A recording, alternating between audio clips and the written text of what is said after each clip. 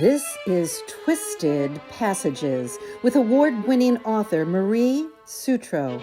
Now, let's take a deep dive into the dark world of psychological thrillers and meet the authors who created them. Hello, and welcome to Twisted Passages. I'm your host, Marie Sutro, and today we have New York Times bestselling author Gillian McAllister here to talk about her new release, Famous Last Words. Welcome, Gillian. Thank you so much for having me. Thank you so much for being here, and thank you so much for this wonderful read. I'm so glad you enjoyed it. I don't think anyone can help but enjoy this. But before I start fangirling all over you, can you start listeners off with an overview of what the story is about? Of course. Famous Last Words tells the story of Camilla, who is a literary agent working in London. And one seemingly ordinary morning, she wakes up and her husband isn't there. And she dismisses it. She figures maybe he's gone to work early. And so she goes to work as normal. But when she gets there, she sees a breaking news alert on the television in the foyer of her office, which says there is a hostage situation developing just down the road in central London where her husband works. And she dismisses it again. But sure enough, within moments, the police turn up and they tell her that her husband is caught up in the hostage situation, but that he hasn't been taken hostage and he is, in fact, the gunman. And that jaw dropper starts off an amazing, amazing thrill ride that doesn't let you go from start to finish. I can say from personal experience, there is so much that you folded into this story, Gillian. And one of the things that you didn't mention, and I hope it's okay to mention here, is that setup that you gave. Cam is on her way to work, but it's not just any day at the office, is it? Yes, it's the first day after her maternity leave. So she and her husband Luke are navigating a kind of new world of early parenthood. And a lot of that setup provides seeds of doubt as to why Luke might be behaving in the way that he is. Maybe he's struggling with being a father and so on. And it was so powerful because if it had just been any day at work, it would have been awful enough to think your husband's caught up in this, let alone, oh my gosh, he's the gunman.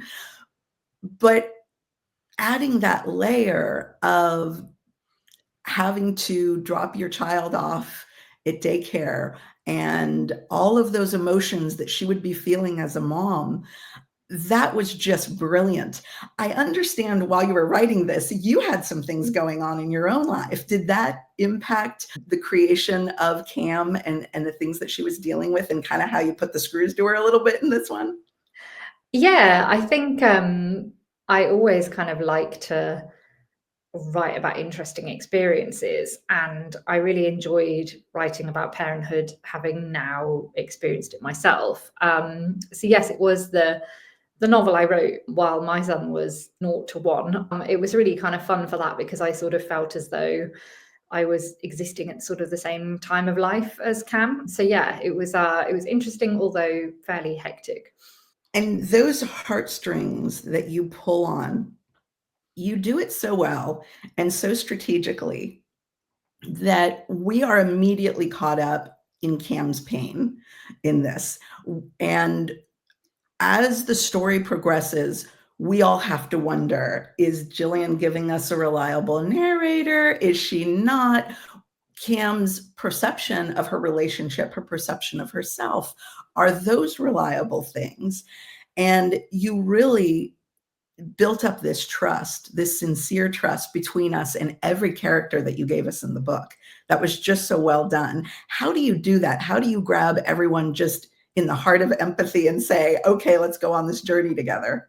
I suppose it's about relatability. And I think, in some thrillers I read, it's only about the action and the plot. Whereas what I try to do is set up characters that have traits that exist outside of the plot. So Cam isn't just a woman who's been shocked by something her husband's done, she's also introverted and she reads books for pleasure, and that's an enormous part of her life. And she's missed having a cup of tea in peace while she's been on maternity leave, and she's eaten too many biscuits. And, I think setting up character in that way helps the reader to kind of embrace them from really a point before the action begins. The story you tell us from 2 points of view, Cam's story and Niall's story. And you also give us some different timelines.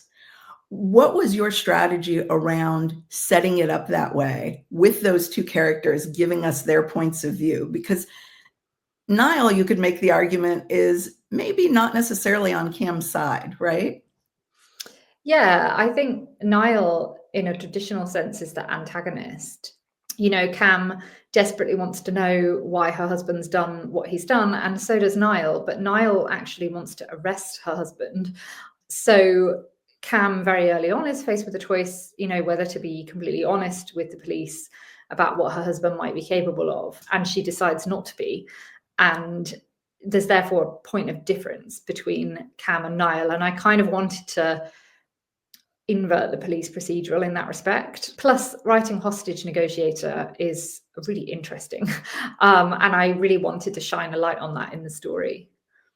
One of the things you mentioned, Cam's decision to not necessarily be 100% honest with law enforcement. And I thought that battle that she goes through internally was really interesting and very relatable, because when you think about someone, especially a life partner that you've recently had a child with, and you think of how much you have vested and how much you believe in them, and that evaluation of where is the truth best served. That was an interesting play. Do you think honesty is good every day of the week, or do you think little white lies are helpful? I mean, because you were playing that so well. I think I wanted Cam to be relatable because she doesn't lie about anything tangible, but what she does lie about is her husband having had a few moments of being short-tempered.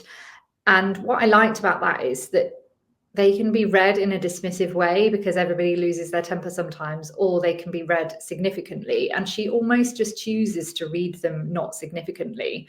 And I wanted to kind of keep the reader on her side there. I wanted them to understand and feel like maybe they would do the same thing too.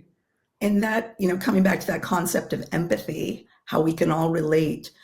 One of the things that I thought was so interesting was the way that you played out loss, because you are giving us two timelines and different characters are experiencing losses in different ways.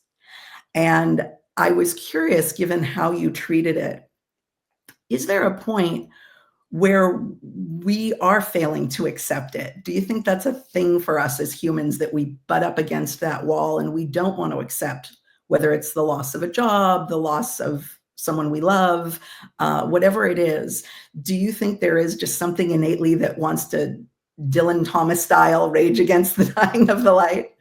Yeah, I think denial is such a common stage of loss. And what I wanted to explore with Cam is almost staying in it, but you don't know if that's for the plot and she's right and her husband is a good person, even though he did this crazy act, or if she's delusional.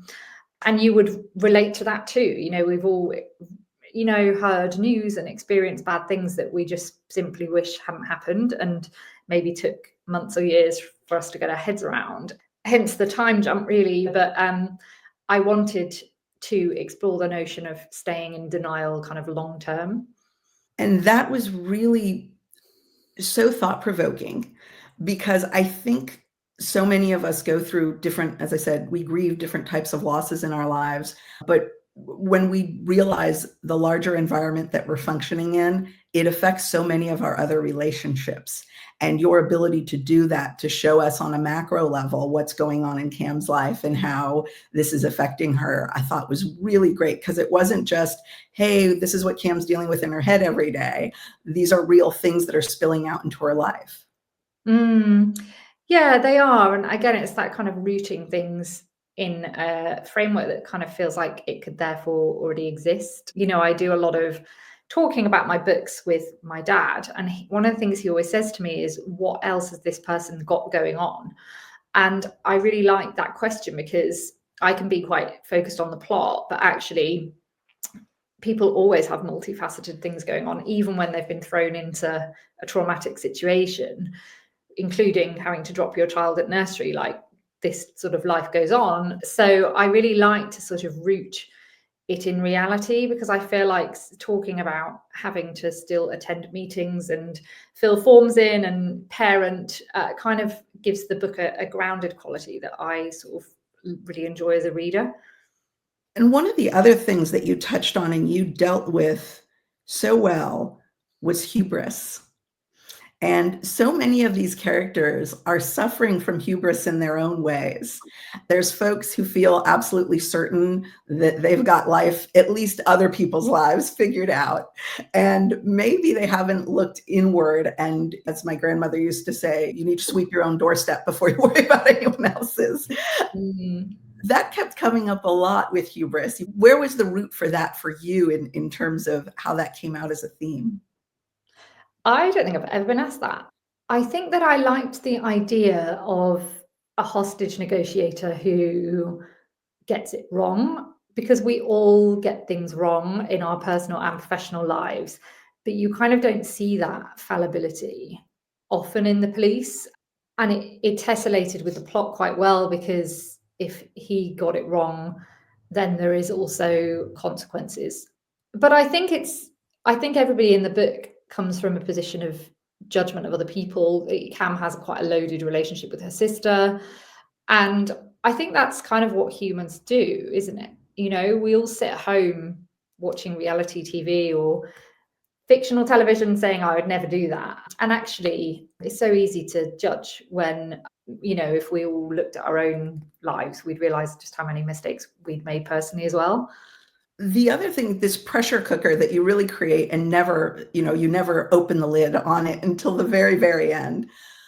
When you were constructing this story, where did the inspiration come from? You're not expecting her husband to be in that role at all. I mean, that one just slaps you out of nowhere. Yeah, I wanted to take traditional tropes seen in action thrillers and toy with them. And I was thinking about, there are so many kind of movies where there is a hostage situation, like Die Hard, like Inside Man, and they all have some similarities, that mostly they're about men, and mostly they play out on a plot level. So there's explosions and there's, double crossing. And I thought, what would these movies look like if written by a woman, but also primarily about a woman? And that's where the idea came from, applying that hostage scenario, but to a marriage, and keeping the reader out of, the people with bags on their heads and the snipers and the explosions, because there is a bit of that.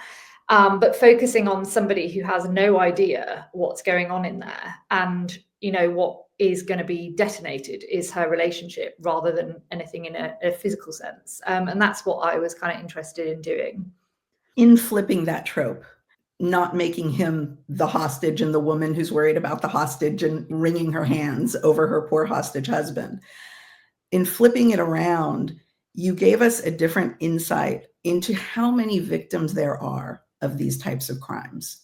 And sometimes I think we do forget, when we see these cases on TV, that there is probably a family linked to the perpetrator who we are all judging in this way.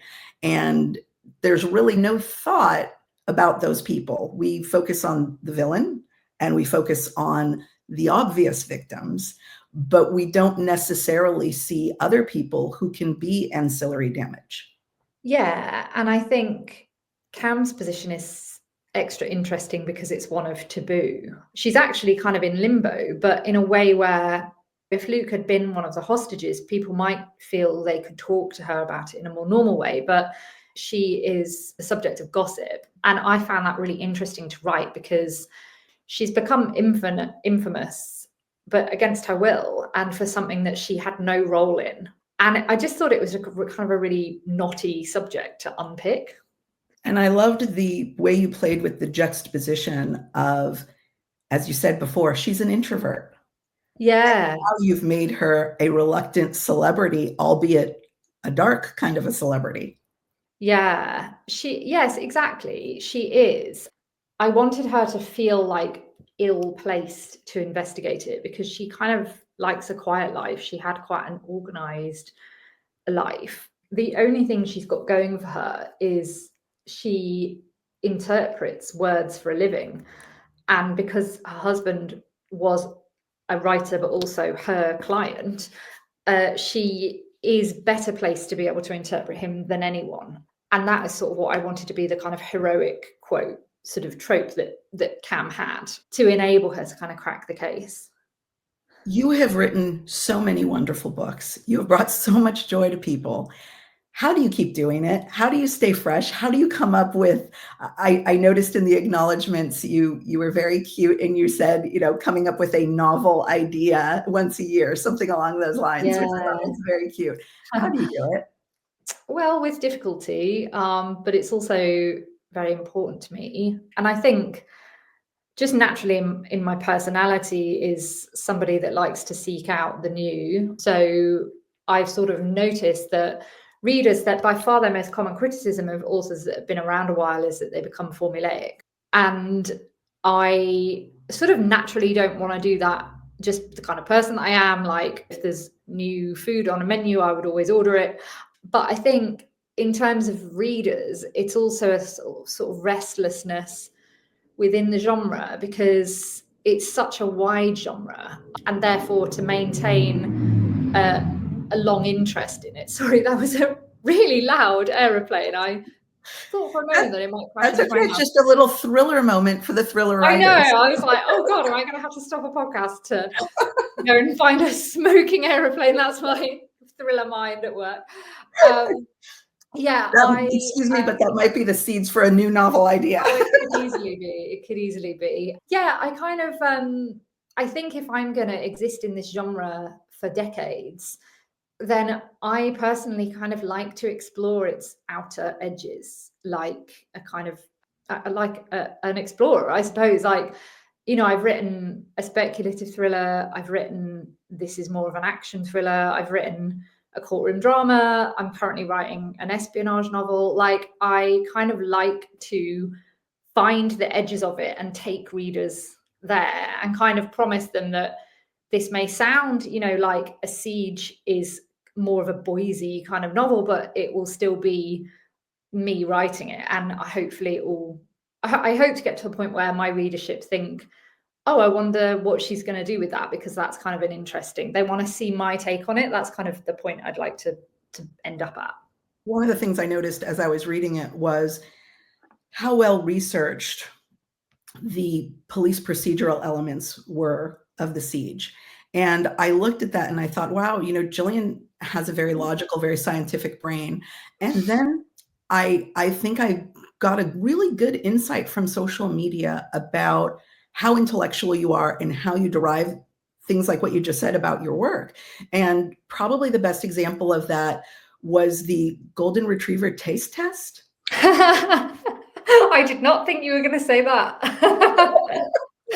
My viral a little bit about that. Yeah. Sadly, my most viewed video ever is I think it's 9 million now.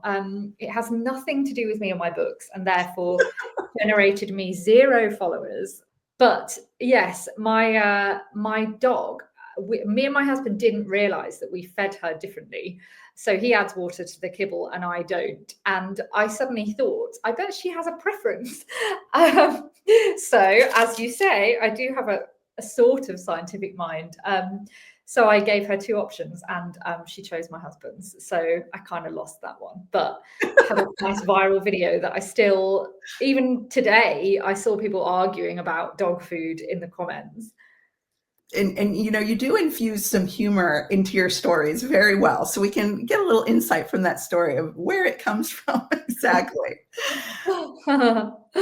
Now, Gillian, obviously you have droves and droves of fans all over the world, but for folks who are new to finding you, who will be new to the Golden Retriever Taste Test, where is the best place for folks to find you and find out what's coming next? Probably Instagram. I'm at Gillian M. Author there, but I am on all social media platforms if you search my name. Wonderful. And last quick question, what's coming next for you? My next novel is about a ransom. So this is not my espionage novel. That's the next novel. So it's about a couple who go on holiday to Texas, and they discover that their teenage daughter on the first night has been taken from her bed, and they receive an old-fashioned ransom. And on it says, "We have your daughter. We're going to send proof of life. But what you have to do is not tell the police and meet us at this rest stop on the border of Texas and Mexico." And the husband immediately decides to tell the police and play by the rules. And the wife says to him, I'm going to go to this rest stop by myself. And she does so with catastrophic consequences. Oh my goodness. Okay, I'm already breathless. I had a real fun time. Turn, Gillian, so I could get some more. It is basically done, so it'll be coming soon. The proofs will be soon. Wonderful. Well, in the meantime, everyone will be more than ecstatic with this new book, Famous Last Words. Thank you so much. Thank you, Gillian, and thank you all for joining us on this episode of Twisted Passages. We hope to see you next time.